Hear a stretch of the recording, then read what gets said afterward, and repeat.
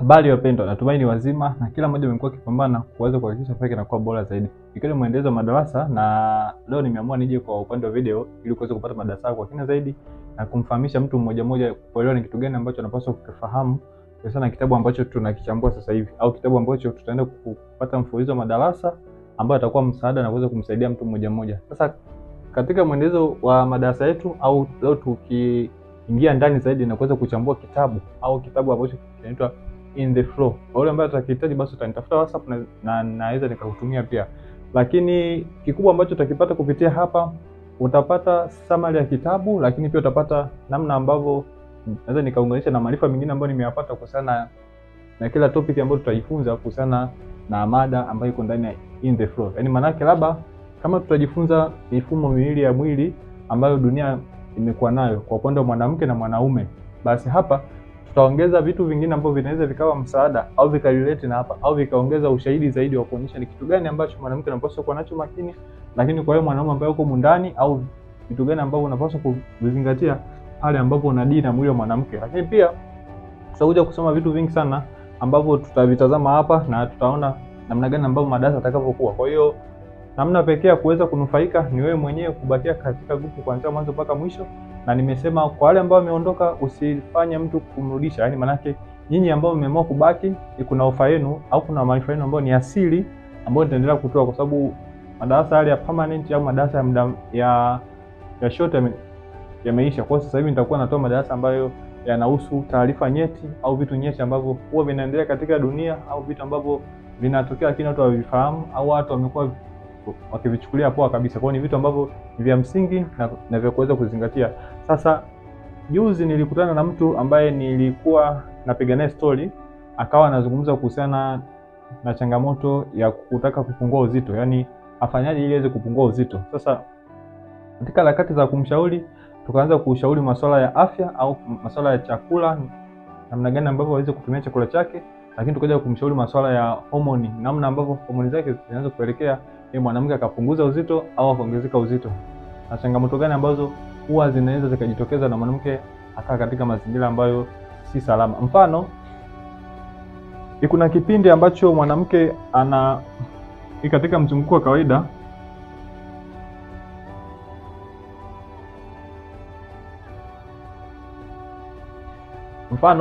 kuna kipindi ambacho mwanamke anakuwa katika mzunguko wa kawaida, yani inamaanisha siku ya kwanza hadi siku ya 5 ambao anaingia hedhi, lakini siku ya 5 mpaka siku 14 ambao ni siku zile za ovulation, au tunaenda kusema follicular phase, ambao ni kipindi ambacho yai inatengenezwa au yai inatengenezwa kuweza na baadaye kutoka siku 14 au kuweza kutolewa katika ovari na kuja ni mirija ya fallopian. Lakini pia kuna siku 7 ambazo ni kutoka siku 14 mpaka siku 21. Ni kipindi ambacho mwanamke anapaswa kuwa nacho makini. Pia kwa wale ambao wana changamoto ya kushika ujauzito na umeambiwa au unashauriwa upewe dawa ambazo zitasaidia kuchavusha mayai.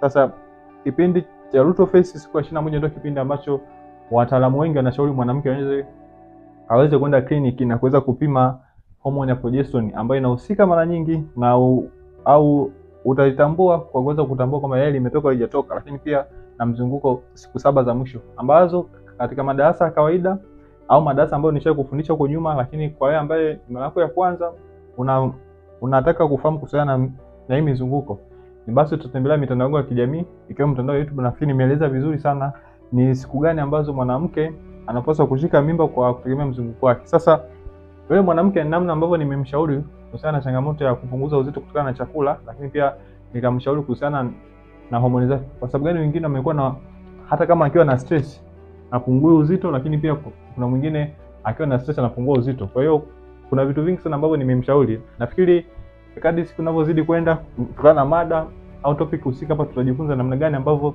unaweza kupunguza uzito wewe mwanamke, au unaweza kumshauri mwanamke kipindi gani ambacho anapaswa kupunguza uzito, au ni siku gani ambao katika mzunguko wake anapaswa kupunguza uzito. Lengo ni kuhakikisha afya ya kila mmoja inabaki katika mazingira salama kabisa.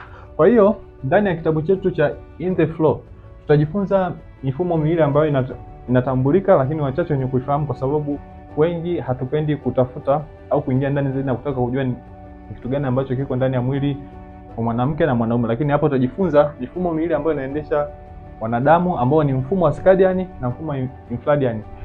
Circadian rhythm ni mfumo ambao unahusisha masaa 24 ambayo kila mmoja anafahamu kwamba mwanamke na mwanaume wana mzunguko wa siku 24. Ni kitu ambacho hakipo, yani kila mwanamke ambao sasa huu mzunguko wa siku 24 ni mwanaume ambaye akianza leo sasa hivi saa 6 saa 7 saa ngapi, kesho ndio mpaka muda huu ule mzunguko wa kwanza utakuwa umeisha, unakuja mzunguko mwingine. Kwa hiyo na watu wanafikiri huu mzunguko ni watu wote, wa mwanamke au mwanaume, namna ya kufanya mazoezi, namna ya kufanya kila kitu, basi inabidi na yeye mwanamume au yeye mwanamke afanye hivyo hivyo, lakini huu ni mfumo zaidi unawafeva kwa upande wa wanaume. Lakini kuna infradian.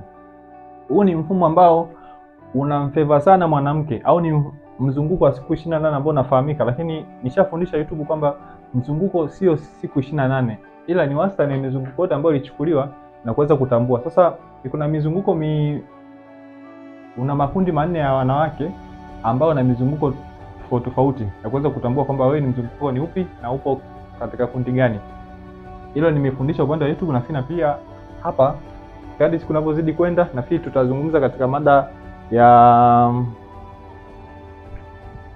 kwanza, sura ya kwanza na sura ya pili. Kwa kipindi kinachofuata tutazungumza kuhusiana na myth ambao ziko ndani ya elimu kuhusiana na mzunguko. Yaani ukijaribu kufuatilia, kwa sababu wengi ndani ni watumishi wa afya, ukijaribu kufuatilia kadi nyingi za mama ambazo wamefunguliwa pale antenatal au wakija pale labor ward kwa kujifungua, wewe fuatilia utakuta mizunguko mingi ni ya siku 28. Kitu ambacho kinaweza kupelekea wewe ukapata mkanganyiko, au mama mkaanzisha uchungu mapema zaidi, au mkafanya hata sababu kujidhibitisha, lakini mama pia anakuwa hajui. Hayo madarasa yako YouTube nimefundisha, lakini pia hapa tutajifunza kwa ndani zaidi. Kwa hiyo usitoke na usikaribishe mtu. Lakini cha pili ambacho tutaenda kujifunza ni cycle syncing. Hii ni nini? Hii ni njia uwiano wa mzunguko. Yaani kipindi gani ambacho unapaswa kufanya kitu fulani, kipindi gani ambacho haupaswi kufanya kitu fulani. Ambacho nikuja kuzungumza tena, tutakuja kuona kuvunja mwiko wa propaganda ambao katika jamii kuhusiana na mizunguko ya mwanamke na elimu ambayo jamii inapaswa kupewa, au kitu gani ambacho huwa jamii anakiona lakini chenye kinakuwa tofauti kabisa. Kwa hiyo hapa tutakuja kujifunza namna mwili wa mwanamke unavyokuwa, au kuvunja mwiko ule ambao jamii imejijengea kuhusiana na mzunguko wa mwanamke. Lakini kingine ambacho tutajifunza ni biohacking. Hii ni nini? Hii namna sasa ya kutumia mzunguko wako kuweza kuomba kazi, au kuweza kupunguza uzito, au kufanya vitu vingi sana ambavyo vinahusiana na afya ya mwanamke au katika mazingira ya mwanamke. Na hapa tutadili zaidi na hii aina ya pili ya mfumo wa mwili wa mwanamke, infradian, ambao tumesema hapa tutaangalia mzunguko wa siku 28. Kila kipindi ufanye kitu gani. Na wale mwanamke ambao una changamoto ya kushika ujauzito, tutajifunza hapa ni wakati gani, lakini pia tutajifunza homoni za mwanamke. Homoni za mwanamke zinaweza kupelekea mwanamke akaota ndevu, mwanamke akapata changamoto afya ya akili, aidha mwanamke akapata PMDD ambayo ni premenstrual disorders ambazo mwanamke anakuwa nazo, au PMS ambazo tumezungumza kwa upande wa YouTube. Lakini kama ni mara ya kwanza bado nasisitiza, unaweza kutembelea account yangu ya YouTube kwa jina la Nasri Salum, utajifunza vitu vingi sana kuhusiana na homoni ambazo nimezisema. Lakini na ahadi ambayo itakuja kwa nyinyi wanafunzi wangu 50 ambao mko ndani ya hili group. Kwa hiyo tutajifunza homoni za mwanamke zinafanyaje kazi, homoni moja moja, na namna ambavyo zikipanda zinatokea. Yani zikipanda ni kitu gani ambacho unaweza ukakiona, na zikishuka ufanyaje na uchukue hatua gani, au utamtambuaje huyu mtu kwamba homoni zake zimepanda au homoni zake zimeshuka katika kipindi cha mzunguko, lakini maisha ya kawaida. Lakini pia homoni zinavyoweza kuathiri ubongo na mwanamke akapata changamoto ya afya ya akili. Lakini pia uzito wa mwili ambao tayari nishazungumza au nishatoa introduction. Kwa hiyo hapo utajifunza namna ambavyo unaweza ukatumia mzunguko wako kwa siku 28, kwa siku 21, kwa siku 45 kuweza kupunguza uzito wa mwili wako. Una changamoto ya uzito au unapewa dawa zile za kuchagusha mayai kwa sababu ya uzito kuwa mkubwa, kwa utakavyotumia hii kanuni ya mzunguko na kuweza kupunguza uzito wako, basi utakuwa mazingira salama kabisa. Hautahitaji kufanya mazoezi makubwa. Hapo utahitaji kwenye biohacking kufanya mazoezi, chakula, kutambua namna kuomba kazi, ambayo pia tutakuja kutazama huduma za afya za kawaida. Je, ukienda kliniki huwa anashauri nini, au ukienda ofisi za madaktari bingwa wale wakubwa kabisa wanaohusiana na hii mada ambayo ya mzunguko. Unafahamu kwamba kuna watu wanasoma hii mzunguko tu mwanamke peke yake. ukiachana na wale magaini ambao unafahamu kuhusiana na kiuno cha mwanamke, lakini zile gaina ni kiuno na obstetric ni masuala ya uzazi baada ya mwanamke kujifungua au masuala ya uzazi. Lakini hapa sasa tutajifunza au kuna watu wengine ambao wajifunza masuala ya homoni au masuala ya mzunguko wa mwanamke tu, ambaye ni professional kabisa anatambulika, na kuna hiyo kozi ambayo nasoma, lakini mimi nimejiongeza, mimi sijaingia darasani na kusoma huko, lakini nimejifunza. Lakini hapa tutajifunza sasa huduma za kawaida ambazo huwa zinatolewa na maarifa ambayo yanapatikana kuhusiana na ukienda hospitalini, lakini ni kitu gani ambacho unapaswa kujifunza pale baada ya hospitalini, lakini nje na pale ni kitu gani ambacho hawakuambii kutokana na uzoefu wa yule mtu au maarifa ambayo mtu anakuwa nayo. Lakini pia tutajifunza namna protocol au guideline yeye inavyomuongoza, lakini mimi nakuchimbulia, lakini pia kuna ushahidi ambazo tutazitoa au research ambazo tutazifanya. Sasa madarasa yetu yatakuwa katika mtindo huu ambao kwa upande wa kitabu kwa sura ya kwanza na ya pili tutajifunza namna kuvunja mzunguko au mitazamo ambayo ipo katika jamii. Ni kitu gani ambacho jamii haipaswi kukiendelea kukishikilia. Kwa hiyo tunavunja ile miko na kuweza kujenga mtazamo mpya kabisa. Lakini jambo la pili tutajifunza homoni na ubongo ambao tayari nishazisema, na sura ya tatu, ya 4, ya 5 na ya 6 tutajifunza namna ambavyo mwanamke anaweza kutumia chakula chake.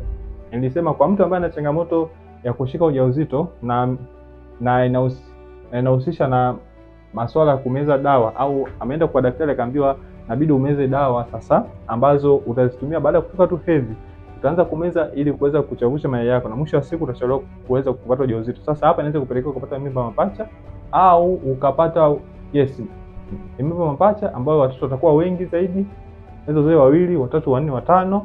Ndio ile mama ambao unamsikia anajifungua watoto 4, 5, ngapi 6, kwa sababu ya nini?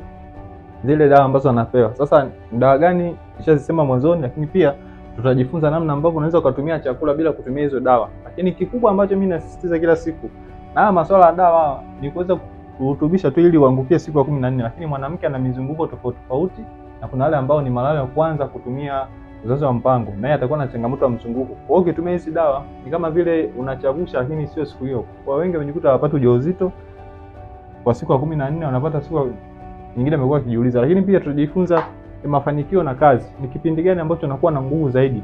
Ni kipindi gani ambacho unatakiwa kuomba kazi? Ni kipindi gani ambacho wewe kama ni boss unatakiwa upunguze ile speed ambayo unayo kuhusiana na mzunguko? Yaani ndani ya mzunguko ambao unaofahamu wewe wa siku 28 au kama una mzunguko wa siku 29. Sasa hapo ndio tutajifunza namna gani sasa ya kuomba kazi, au siku gani ya kuomba kazi, siku gani ya kufanyisha interview, siku gani ya kuwa mpole nyumbani, siku gani ya kuweza kulala usifanye kazi. Kwa tutajifunza ndani ya kazi au sura ya 7 ya kazi na mafanikio. Lakini sura ya 9 tutajifunza namna jamii sasa inavyotazama, namna ambavyo mwanaume anatafsiri kuhusiana na zile dalili ambazo huwa zinaonekana kuhusiana na mwanamke na kipindi ambacho anaingia katika hedhi na dalili mbalimbali au zile masuala ya hisia, emotion na nini. Kwa tutajifunza umma nao unaonaje. Kwa hiyo ikifupi ni darasa ambalo litakuwa nyeti sana, ambalo hautafundishwa sehemu yoyote, na uhakika kabisa mpaka sasa hivi ambapo umejaribu kutazama hakuna sehemu ambapo kugusiwa sana hivi vitu ambavyo unavisema hapa. Kwa hiyo usikose, endelea kubakia humu ndani. Wanafunzi wangu 50 ambao wameamua kubaki mpaka mwisho, lakini nilikutana na changamoto kidogo. EPC yangu ya kufanyia kazi ilifutika vitu vyote, kwa hiyo nimeanza kurudisha kidogo kidogo, lakini kurudisha kwangu kwa kupitia kuongeza maarifa mapya zaidi. Lakini bado tutakuwa na mada yetu ya In the Flow au kitabu cha In the Flow. Usikose kuanzia darasa hili kuanzia mwanzo mpaka mwisho. Natumai utapata maarifa mengi ambayo yatakuwa msaada na kuweza kuhakikisha afya mwanamke inakuwa salama. Lakini kwa hiyo mwanaume kuweza kutambua mwanamke wako anaonyesha dalili gani na uchukue hatua gani, hususan maumivu wakati wa hedhi na kitu gani, yani vitu vyote ambavyo vinasana mzunguko. Basi kupitia kitabu hichi kidogo ambacho nitachomoa pati moja moja na kufundisha, lakini pia nitaongeza vitu vingine ambavyo huwa vinaweza vikawa msaada kabisa. Asanteni, naomba tuendelee kujifunza. Usishare kwa sababu ni siri kidogo, kwa sababu wale walioamua kuondoka waliona kwamba madarasa hana maana. Lakini kwa wale ambao wameamua kubaki, basi nafikiri unibaki na ujifunze zaidi. Lakini kwa usishare link kwa sababu nina ofa ya kwenu, yani nyinyi ambao mmeingia katika grupu baada ya mwezi wa 3. Yes, baada ya mwezi wa 3 kuna ofa yenu inakuja na kuweza kuhakikisha nyinyi ambao mko ndani ya grupu mtapata faida nyingi. Lakini ukiachana na hicho ambacho nimewaandalia, lakini pia kuna hii elimu ambayo ni asili ambayo hautapata sehemu nyingine yoyote. Asanteni, naomba tuendelee kujifunza na kuweza kupata mambo mengi zaidi. Una swali uliza hapo chini, sababu ili group nimeliacha free. Kwa na swali uliza hapo chini, au kama utakuwa na mada nyingine au unataka kujifunza zaidi, ni basi unaweza kutembelea mtandao wangu wa YouTube kwa jina la Nasri Salum. Nimeeleza kwa kiasi gani ambacho kwa kiasi kikubwa kuhusiana na masuala ya mizunguko wa mwanamke. Asante, mpaka wakati mwingine.